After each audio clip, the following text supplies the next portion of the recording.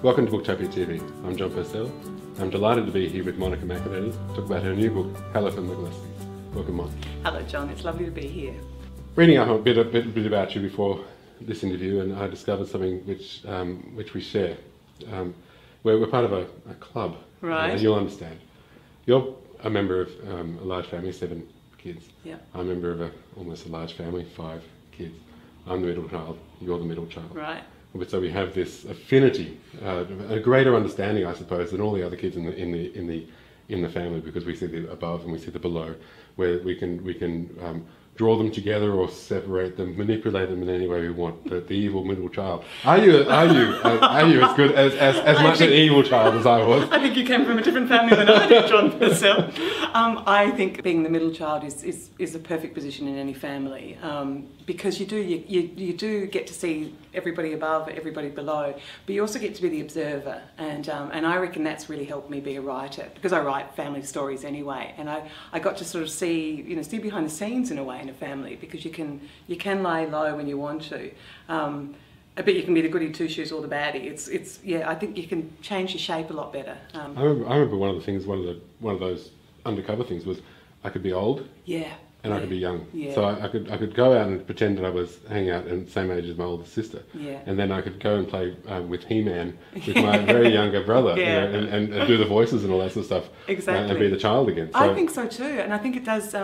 It lets you have a prolonged childhood if you want it, because you get to to muck around with the little kids, but exactly play the adult too. I think, and there's also sorry I interrupted you then, but they do say that sometimes the middle child has psychological problems because that they don't know whether they're the older or the younger, and I actually disagree with those teachings, because I think it's the best spot. You turning in your writing to family makes perfect sense. Yeah. Having all that experience, that wealth of experience, why wouldn't you use it to centre and to give great depth to the depictions of family within your books?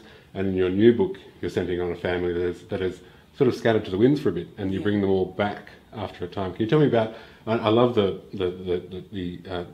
trick in the beginning of the book of how this happens. Can you give me a bit of a setup? Sure. Well, Hello from the Gillespies. It's a story. The main character is a woman called Angela Gillespie, and she's an English-born wife to Nick, who's a sheep station farmer in outback South Australia, and they have 4 children, and they live on an isolated station, hundreds of kilometres from the nearest city, and as the book begins, for the last 33 years, Angela has been sending out one of those end-of-year Christmas round robin letters.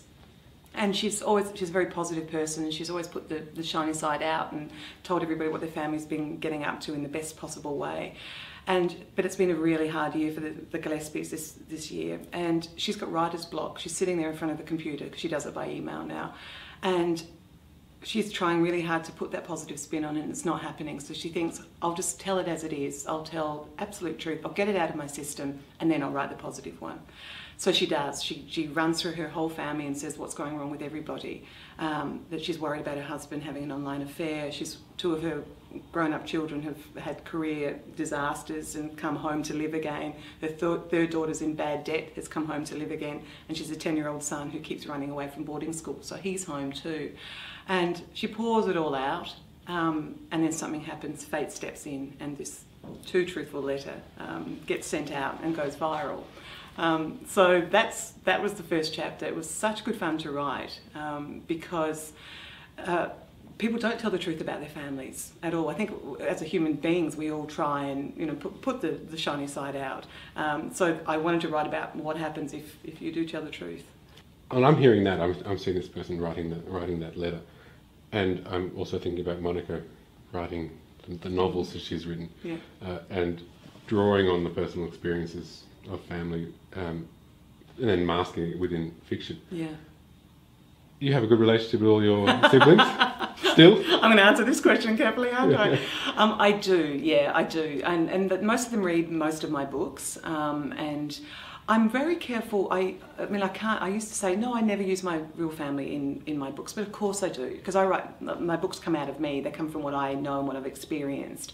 And as a family, we used to do a parody version of these Christmas letters that we called the McInerney report.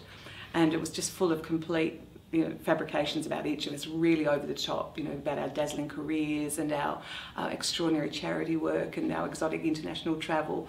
And we did one, actually, we did them for 10 years. And my favourite one was the entire McInerney report was about what happened when we as a family were awarded the bid to host the Olympics. And so it was 20 pages long, and it was the opening ceremony took place on the local footy oval, and Mum did the catering, and but it was quite elaborate, and it was really good fun. And obviously this book has come from, there's a seed in that childhood memory for this book.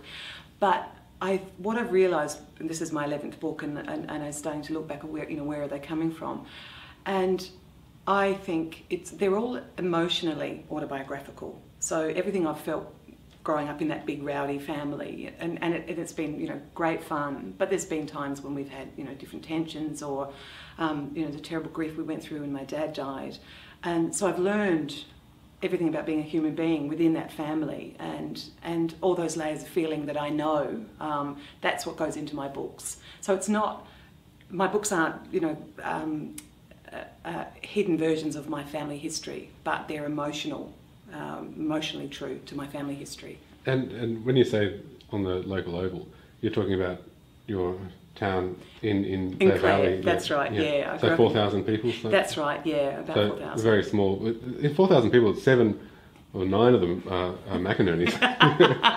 And Dad was the railway station master, and we lived in this beautiful big old house on the edge of town, and a lot of people, they confessed to Mum years later that they thought the house was haunted, and it was in fact just all of us running around, I think, late at night. So yeah, it was a fantastic place to grow up. I think if two things which have really helped me become a writer is a country childhood, because I got to run pretty free, and that lets your imagination go wild, and then just be surrounded by people, and Mum and Dad, it was a really social house, so we had this squeaky gate, and so it would squeak all day long, visitors and cousins and friends coming, and I have a really favourite memory of lying in bed at night time and Mum and Dad having friends over, all my older brothers and sisters having friends over, and just lying there and hearing the voices come in. And hear the bursts of laughter, or that silence that would happen when there was maybe a political or religious discussion or something. And to this day, my favourite part of writing my books is the dialogue, especially that snip-snap dialogue. We get a lot of, because I always try and bring all the characters in together and set off some sort of emotional explosion and then get them talking. And I know that comes from me as a kid lying there listening, and that's that person talking, or that's that person talking, and that's why they're laughing, and all of those. So, in your attic in Dublin, a lot of writers from America and the UK and a lot of Australian expats, they centre their books on the land that's left. Like they don't centre it. You don't centre it right under your nose. You're visualising Australia. What does Australia look like after intense imaginative work over there, and you come back into this country, into the real version? Does it live up to your creative output? Does it, as you come back to Australia, are we changing in ways you don't like? What are the impacts of your living away? When I come back, it's twofold really. I think when I come back first, I always have a deeply personal reaction, not to the landscape, but to how I feel, because I've lived. My husband's Irish, so I've moved back and forth for about 25 years now, and I feel like I step back into my Australian skin as soon as I walk in. I feel taller, just ironic, standing next to a man who's 6 foot 25 inches.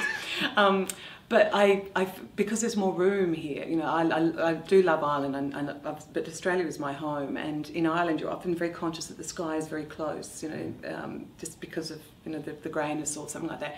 Here, I'm always really struck by that light, and I feel physically different when I'm here, and I feel at home. My accent doesn't stand out, just all those natural things, I suppose, about being personal. Of course, things change from each time I come back, but I'm in touch constantly, like I'm online, so like I can almost be in Australia as much as I know, because I keep in such close touch. But what I always notice, and I noticed, and it all fed into this book, because when I came back last year to do a research trip specifically for it, is the bird sound. That's Australia for me. That just the extraordinary bird sound of, you know, they're just mad. They're just, and obviously in Ireland you don't have that same, you know, cacophony and the musicality of it, and just the, and there's a real theme of birds running through Hello from the Gillespies, and that was absolutely me responding to being back home, and particularly because this book's set in the outback, and I had, you know, this time researching there, and just being struck by that space and that light and the sound. And there's a character in the book who is a third generation Australian of Irish descent, and he's doing a lot of research into, you know, the people that came from Ireland. And that got me thinking, because obviously I'm of Irish descent too, and the idea that what did people make of this country when they first got here, you know, from Ireland or England, or, you know, just I'm conscious of that, yeah. I suppose, and that feeds into the books too.